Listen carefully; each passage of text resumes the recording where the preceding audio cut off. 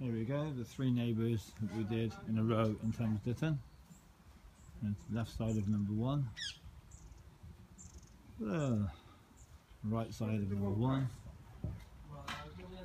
And then into the 3rd garden we've got over there. And we've got the other one. We also fitted a new gate on the end, a communal gate, which is obviously here. Ledged and braced gate, very strong, like so. There's it from the other garden.